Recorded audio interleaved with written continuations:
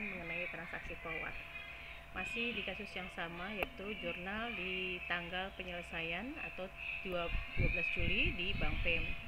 Nah, di penyelesaian ini, pada saat penyerahan falas ini, Bank PEM akan membuat jurnal reversal ya, untuk menutup jurnal administratif. Tagihan forward beli yang tadinya di debit pindah ke kredit, kewajiban yang tadinya di kredit pindah ke debit ya. Jadi akun administratifnya sudah nol atau nihil. Nah, kemudian jurnal untuk pencatatan penerimaan pembayarannya dan penyerahan falasnya. Nah, asumsinya Bank PEM ini mengakui laba atau rugi selisih kurs pada saat transaksi. Jadi pada saat pencatatan jurnal ini akan muncul keuntungan atau kerugian selisih kurs. Tadi diasumsikan bahwa penyerahan falasnya itu melalui bank koresponden, sementara penerimaan pembayarannya melalui clearing. Nah, karena Bank PEM menerima clearing, pembayaran melalui clearing, maka giro BI-nya bertambah ya, senilai tadi sesuai kontrak forwardnya. Nah, sementara kalau dihitung dengan nilai spot atau kurs spot pada tanggal 12 Juli di mana kursnya menjadi 6.860, 1 dolar Singapura ini setara dengan 6.860 juta ya. Maka akan tercipta selisih di sini. Nah, selisihnya itu kita sebut dengan kerugian selisih kurs. Kenapa kerugian? Karena Bank PEM ternyata menjual 1 juta dolar Singapura ini lebih murah ya dibandingkan dengan mengikuti kurs spot di tanggal 12 Juli ya, yang naik ternyata kursnya di sini. Jadi Bank PEM mengalami kerugian akibat selisih kurs. Nah, Bank PEM menyerahkan falasnya melalui bank koresponden, maka giro falas Bank PEM di koresponden berkurang 1 juta dolar Singapura, perantaranya RPV. Nah, sementara jurnal di Bank Mandirinya sama.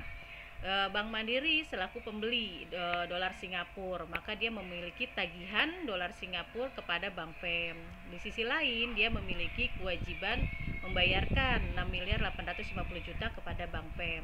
Ini jurnal di tanggal transaksinya ya, atau di saat kesepakatannya.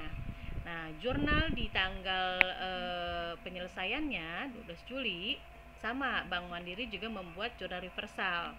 Yang tadinya di debitnya itu tagihan ya, sekarang tagihan pindah ke kredit. Nah, kewajiban yang tadinya di kredit pindah ke debit ya, jadi sama-sama sudah nol.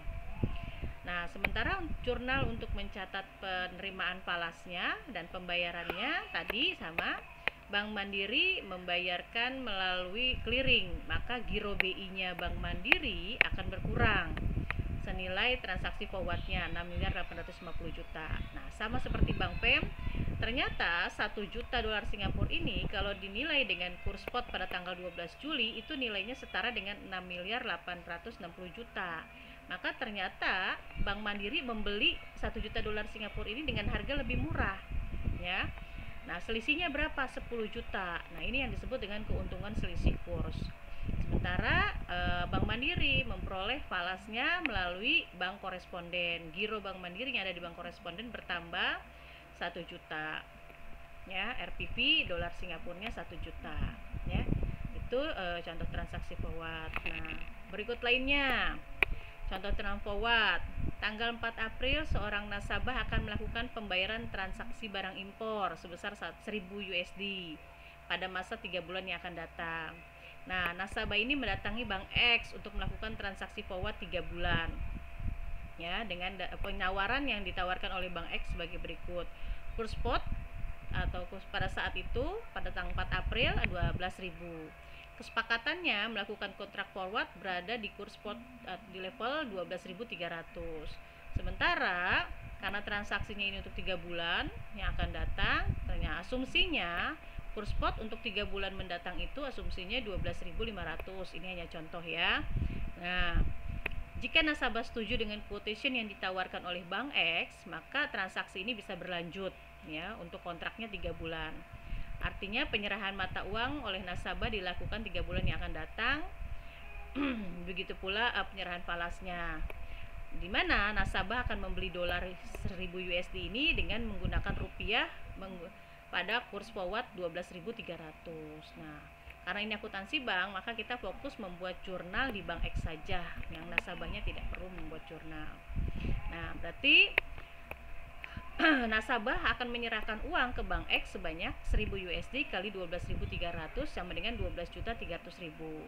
Jurnali Bank X-nya pada saat tanggal transaksi atau di tanggal 4 April 2018 tagihan forward beli, karena Bank X nanti akan menerima tagihan ya sebanyak 12.300.000 dari nasabah. Sementara di sisi lain Bank X juga memiliki kewajiban karena dia menjual 1000 USD, maka disebut kewajiban jual 1000 USD. Artinya dia masih harus memiliki kewajiban untuk menyerahkan 1000 USD kepada nasabah. Ini rekening administratif. Nanti pada saat penyelesaian atau 3 bulan yang akan datang, jatuh tempo, seperti biasa akun administratif ini harus dinihilkan atau dibalik atau di reversal. Nah, pada saat 3 bulan kemudian, seperti tadi, jurnal administratifnya dibalik ya. Yang tadinya tagihan forward beli di debit pindah ke kredit, kewajiban tadinya di kredit pindah ke debit ya. Ini udah nol ya, udah nihil. Lalu Bank X mencatat penerimaannya. Asumsinya si nasabah membayarkannya melalui clearing dan Bank X menyerahkan valuta asingnya melalui bank koresponden. Maka Bank X akan mendapatkan giro BI-nya bertambah 12.300 ya. Nah, asumsinya tadi kurs spot pada tanggal 3 bulan yang akan datang itu menjadi 12.500. Nah, berarti 1000 USD ini kalau dinilai dengan kurs pada 3 bulan ini pada saat jatuh tempo itu nilainya setara dengan 12.500. Maka berarti Bank X menjual 1000 USD ini lebih murah ternyata kepada nasabah 12.300. Jadi dia menderita kerugian selisih kurs 200.000. Padahal 1000 USD ini kalau dinilai pada saat kurs jatuh tempo nilainya sudah naik menjadi 12.500. Lalu Bank X juga mencatat penyerahan falasnya ke nasabah melalui bank koresponden. Giro bank falasnya Bank X di bank koresponden berkurang 1000 USD ya, RPV-nya 1000. Oke. Itu contoh forward. Nah, sekarang Ibu akan menjelaskan mengenai manfaat transaksi forward ini banyak diperuntukkan untuk apa. Nah, ternyata forward juga sama dengan spot, bisa digunakan sebagai sarana lindung nilai atau hedging dan spekulasi. Nah, sarana lindung nilai itu digunakan untuk meminimalkan resiko dari pergerakan harga atau perubahan kurs. Sedangkan kalau spekulasi, forward itu digunakan untuk meraih keuntungan seperti kita bicarakan dalam transaksi spot, kurang lebih sama ya. Karena akibat dari pergerakan kurs, pergerakan harga aset yang diperjualbelikan. Nah, ini banyak digunakan untuk meraih keuntungan oleh para spekulan. Nah, contohnya bagaimana? Nah, contoh transaksi forward digunakan sebagai media lindung nilai. Sebuah perusahaan eksportir hasil laut Indonesia, PT Indonesia Maju, baru saja mengirimkan ikan olahan ke Amerika dan akan menerima pembayaran sejumlah 500 USD.